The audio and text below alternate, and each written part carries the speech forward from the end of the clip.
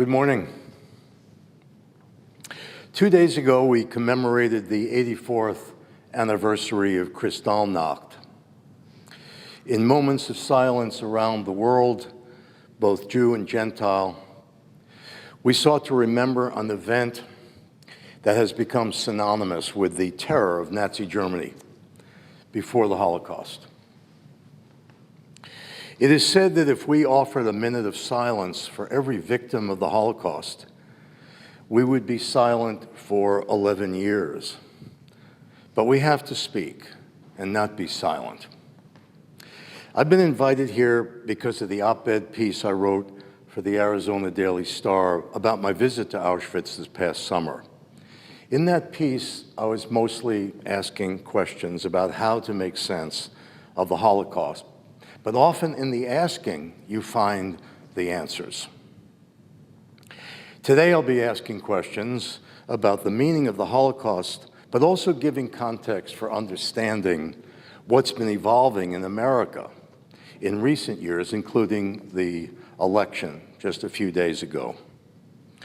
Raoul Hilberg, the great Holocaust historian, said he was afraid to address the big questions of the Holocaust for fear of giving small answers. I think a big question is, how do we make the Holocaust accessible when its occurrence and magnitude seem so incomprehensible? So I'd like to tell a story, a small story, that may help us access the big questions.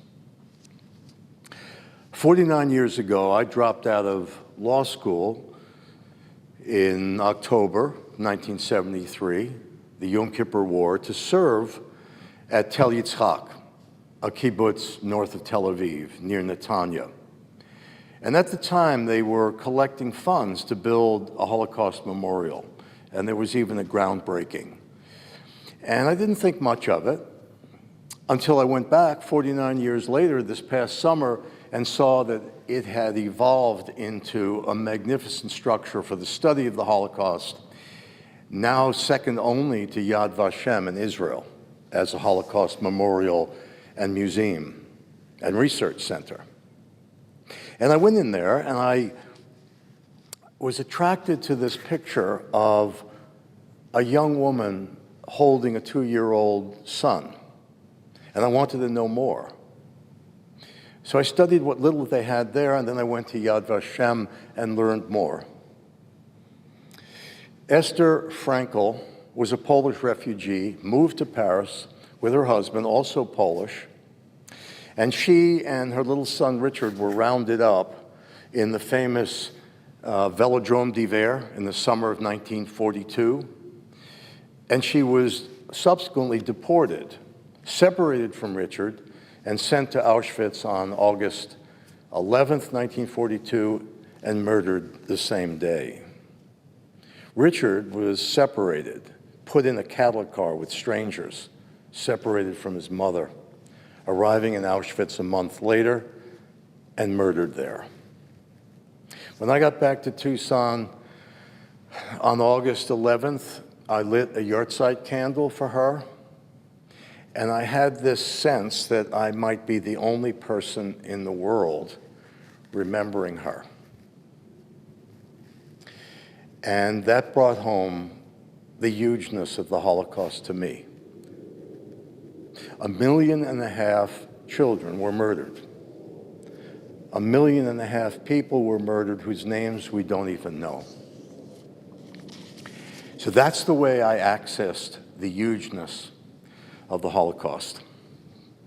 Let's spend a few minutes on how anti-Semitism became politically legitimate in Europe. According to well-known scholars, in pre-20th century Europe, there were anti-Semitic outbursts, of course, but generally they were held in check by political authorities.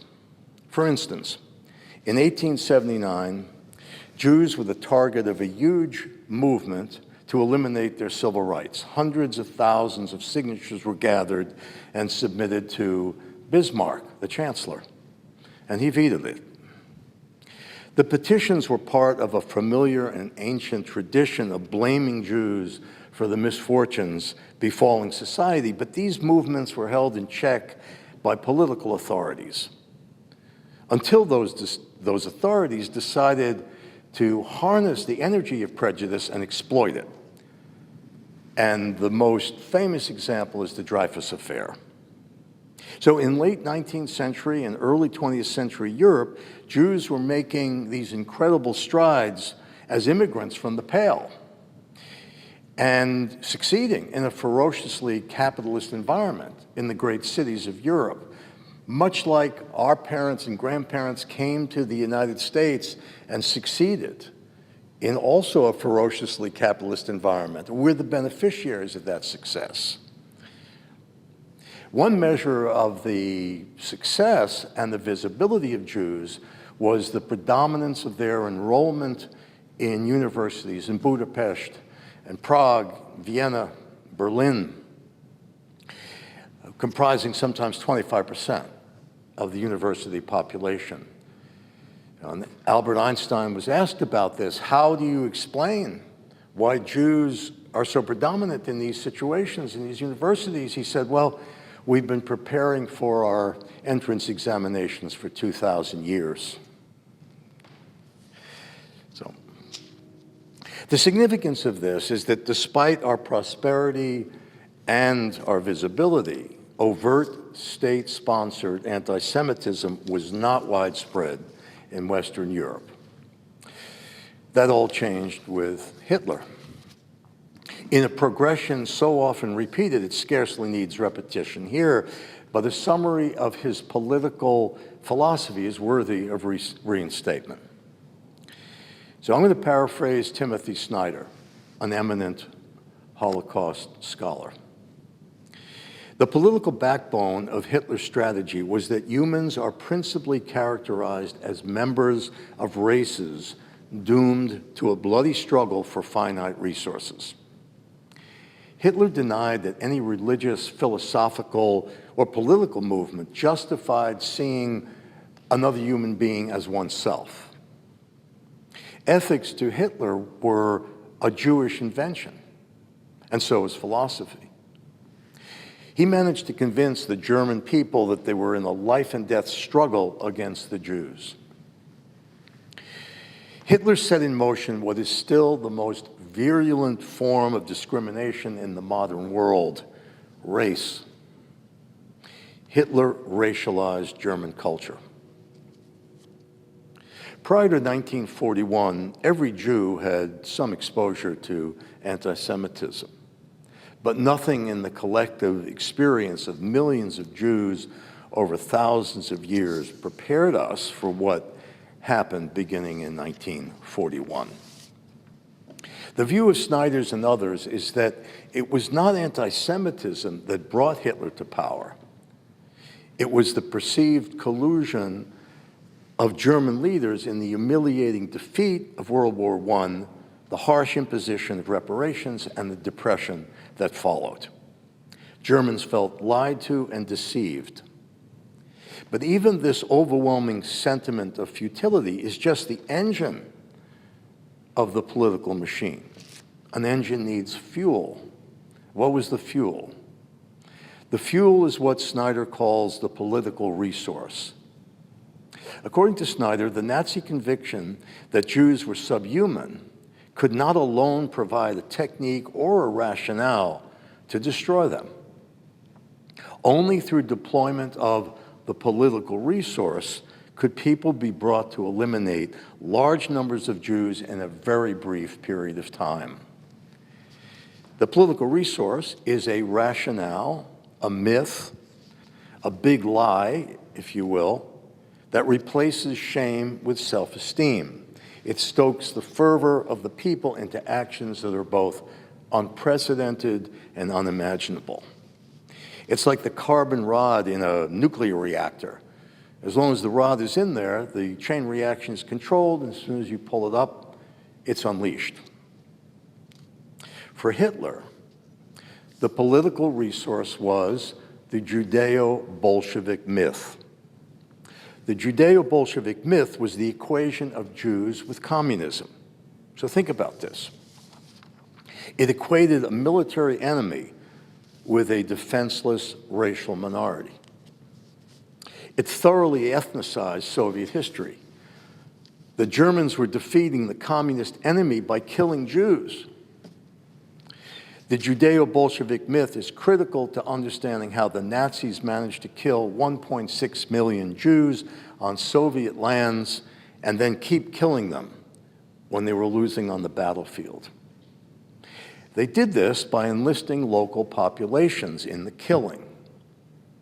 By the Judeo-Bolshevik myth, populations like Ukrainians, Belarusians, Lithuanians, and Poles under Soviet control could pretend that they never had anything to do with the excesses of communism or the deportations that were underway in the Soviet Union. It provided a kind of amnesty for the guilt of Soviet citizens who had participated in those activities. It also provided Germans with a motivation to kill Jews before the communists, who were the same as Jews in this myth, could advance to German soil and kill the German people. Hitler's thinking was that if he won the war, he could defeat the Jews. If he lost the war, he could characterize the struggle as a planetary conflict with the Jews and win the war by defeating Jews. So kill he did. In any single day in late 1941, 1942, the Germans and their collaborators on Soviet lands killed more Jews than the entire history of Russian pogroms. Such is the persuasive power of the political resource. So now let's shift to looking at the political resource that has been deployed in our country. This is how I would define the political resource that has captivated large numbers of our countrymen over the last 6 years. The political resource, the big lie, the myth, is that our greatness as a nation has been robbed by the stranger, the foreigner, the person among us of differing beliefs, people of different national origins, different cultural and religious beliefs, or sexual orientations. The myth is that the cultural and ethnic diversity that made the United States insurmountable in the world is our most vulnerable point. We are not a nation defeated in war, as in Germany, but we are in decline, so the myth goes, because of the evil intention of others, both within our country and outside, including our allies in NATO. The myth portrays the strongest country in the history of the world as weak and exploited and desperately in need of being made great again to regain the self-esteem robbed by others. In 2016, one man came to lead this movement and perfected the political resource. When he addressed the Republican convention, he declared that he was the only person who could fix America. "I alone can fix this," the candidate proclaimed from the podium in Cleveland. As his presidency unfolded, he departed from our time-honored fidelity to the rule of law and democratic institutions, and instead placed the emphasis on his power as the strong man who alone could solve problems. He deployed terms like deep state to cast doubt on the institutions of government that he was sworn to serve and protect. Most notably, his repudiation of the intelligence agencies that had proclaimed that Russia had interfered with our election.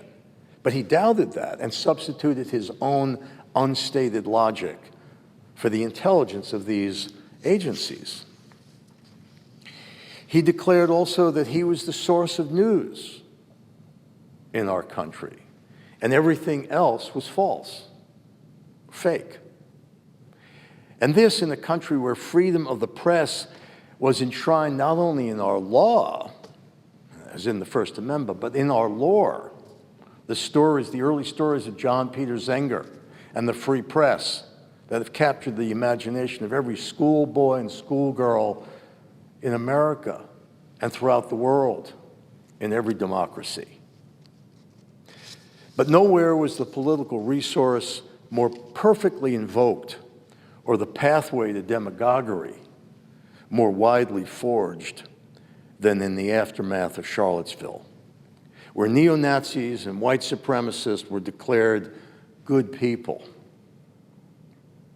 The president's approval of the racist message of Charlottesville resembled the Nazi tactic of inciting and empowering the most resentful to direct their hatred against the most vulnerable. The Nazi tactic of inciting and empowering the most resentful to direct their hatred against the most vulnerable. After Charlottesville, the president had a phone call with Paul Ryan in which Ryan tried to persuade him to make a strong statement against the right-wing agitators, the neo-Nazis and the white supremacists. And the president responded, "These are my people." Paul Ryan persisted, but so did the president. "You don't understand, Paul. These are my people." Ryan did not break with the president. No one in that party did. Instead, they gave him oxygen and legitimacy, just as they did at the outset. Do you remember when Trump was running? Republican leaders tried to stop him, but their effort was half-hearted. They convinced themselves that they could control him, just as the political elites in Germany persuaded Hindenburg to appoint Hitler because they thought they could control him or that he would moderate his views. As Jews, nothing can worry us more than the outward embrace of racism, Nazism, and white supremacy by the head of a government. And I suggest one would be hard-pressed to think of any leader of any Western democracy since World War II who has done that. Donald Trump racialized our culture. And he perpetuated the usual anti-Semitic tropes. Any Jew who doesn't vote for me is disloyal. Remember that? At dinners, at Jewish functions, he would refer to Netanyahu as your prime minister. He said Jewish people who live in the United States don't love Israel enough. And the subtext was that we don't love the United States enough. We are incapable of loyalty. In 2016, Donald Trump tweeted an image of Hillary Clinton with the terms, "most corrupt candidate ever." And this verbiage was inside a Jewish star in bold red. He later deleted the tweet, but his initial vigorous defense of it, of an anti-Semitic image, was a turning point for many Jews. Do you remember that? There are many Americans who found Trump distasteful, but also found solace in his political views. So you have the tax cuts, the renegotiation of trade agreements, deregulation, military rearmament, making a show of force with NATO, and even for us, the Abrahamic Accords or the move of the embassy to Jerusalem. But for us, there can be only one thing, and that is the temperature of anti-Semitism and the racialization of culture in general. When the temperature rises, not the stock market nor France's share of NATO's budget, but it's the rise of anti-Semitism that counts the most. These are my views, and many of you could view this differently. Some of you may protest, with good reason, that at the current time, as Jews, we enjoy state protection in the form of relatively vibrant law enforcement, a civil rights division of the Justice Department focused on hate crimes, and the general sense that in America it is wrong to discriminate. And I would simply introduce a note of skepticism about this. Look how fast events transpired in Austria in March of 1938 after the Anschluss. Have you seen those photos of Jews being hauled from the synagogues and from their homes to scrub the streets with their fellow Austrians laughing at them? When did that happen? It's the day after the Anschluss. That's how fast it can happen. Look how fast Elon Musk, when he took over Twitter, reversed the exclusion of hate speech, reopening the floodgates to Kanye West and his 38 million followers. 5,000 tweets an hour is the response rate for him. And soon we can expect Donald Trump to take his place on Twitter among the purveyors of hate. And if he runs, to reveal himself fully as the anti-Semite he is. And of course, look how quickly the resolute rule of law, the ultimate law, the hallmark of our country, the orderly succession of power, unimaginable power, was challenged by one man and has spread because of him. If you want to understand how Hitler spread his venom, just look at the avalanche of election deniers. All of them the creation of the egoism of one man, spawning a lie and attracting hundreds of candidates, including 4 in our state. Here we are watching 4 statewide close races in which all 4 Republicans are election deniers. They have embraced the big lie. All 4 have made troubling anti-Semitic references, and one of them, Mark Fincham, intersperses his anti-Semitic comments, which are overt and blatant, with a profession of love for the Jews. I love the Jews, he says. 35% of our fellow Arizonans believe that the election was stolen, despite the absence of anything remotely resembling proof commensurate with the severity of that charge. And these people did not make up that belief. They embraced the demagoguery of one man. You see, democracy is fragile. The power of a noble narrative is what keeps the crazies at bay. That narrative is that we are a unique nation because of our orderly means of power succession. But when that orderly succession fails, then democracy turns on itself and the narrative deflates. I think everyone in this room would agree that America is exceptional in many ways. But when truth is lost, there is a void, and that void gives way to ideology, which is usually founded on blame. And we as Jews are usually the first to be blamed. I would suggest that the very term exceptionalism that many insist is applicable to the United States is a dangerous political resource in itself, because it leads to the belief that anyone who isn't exceptional, in other words, everyone else, is inferior and worthy of being despised. American exceptionalism leads to the view that only the fate and well-being of America matters. It leads us to ignore our own history. I think it's important to point out that our history during the 1930s in dealing with the refugee issue is anything but exceptional.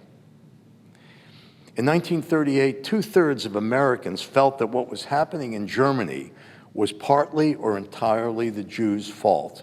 It's 1938. So Charles Lindbergh was saying out loud what a lot of Americans were thinking privately, and Roosevelt knew it. Empathy for and aid to Jewish refugees was forced underground and was therefore pitifully limited. Otto Frank had done everything, including lining up wealthy sponsors in the United States to come here, and he was within the quota, but he was rejected. Anne Frank, had she made it to the United States with her family, would be a 93-year-old Jewish lady today. Between 1945 and 1953, the United States was no more open to homeless and destitute Jewish refugees than between 1933 and 1939. Think about that for a moment.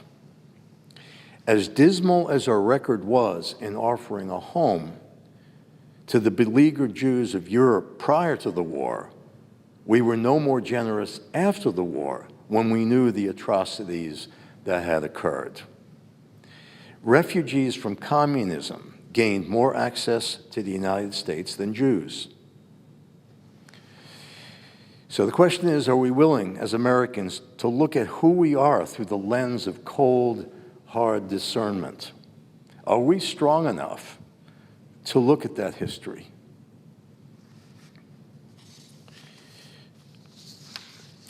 I teach ethics at the University of Arizona, as you know, and what any ethicist will tell you, or any of my students, one of whom is sitting here, is that we like to think we possess an unerring moral instinct, that we will show up in the big moments, armed with the training of our youth, the precepts of law, scripture, and the instinct for right action.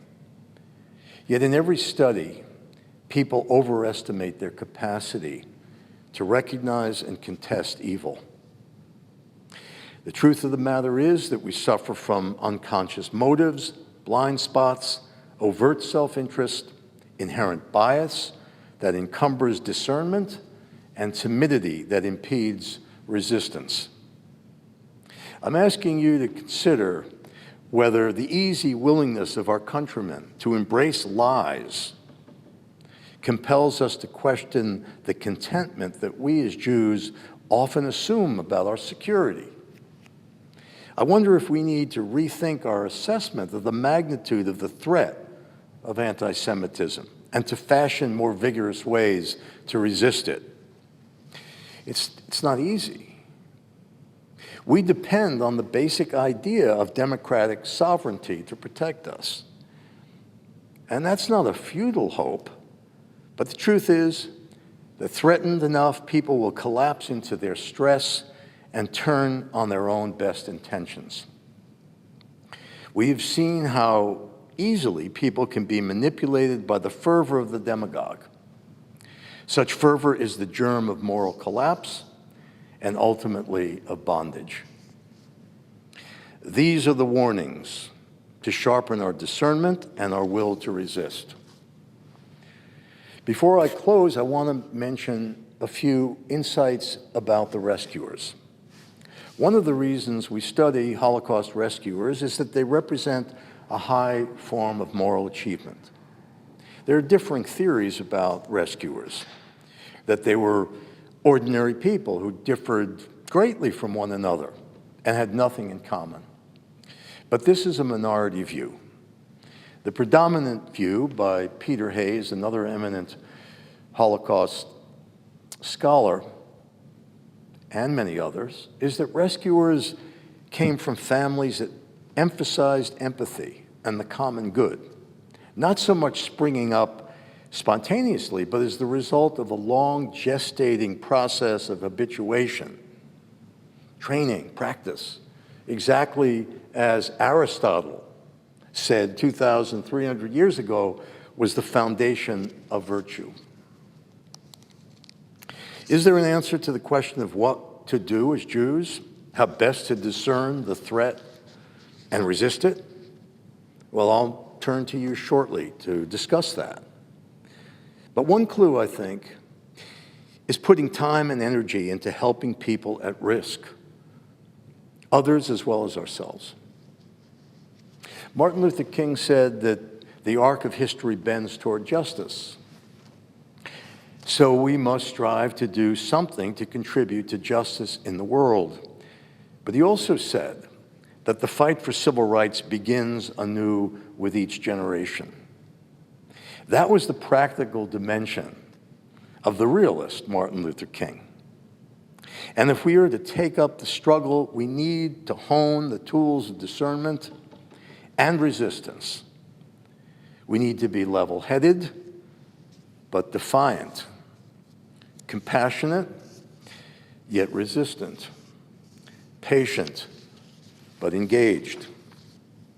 Are we actively engaged in standing up to the world's oldest hate? I have to ask myself that every day. Am I standing up? Am I committed to change? And frankly, I often find myself wanting. And I have to reshape my day, each day, wresting from it the self-satisfaction that I'm doing enough. And I think every day of how I have to revive the effort, the hard work of resisting anti-Semitism and changing the world. History offers more than enough evidence of where our lack of readiness for this struggle leads, and more than ample proof of the drastic consequences awaiting us if we fail. Thank you very much.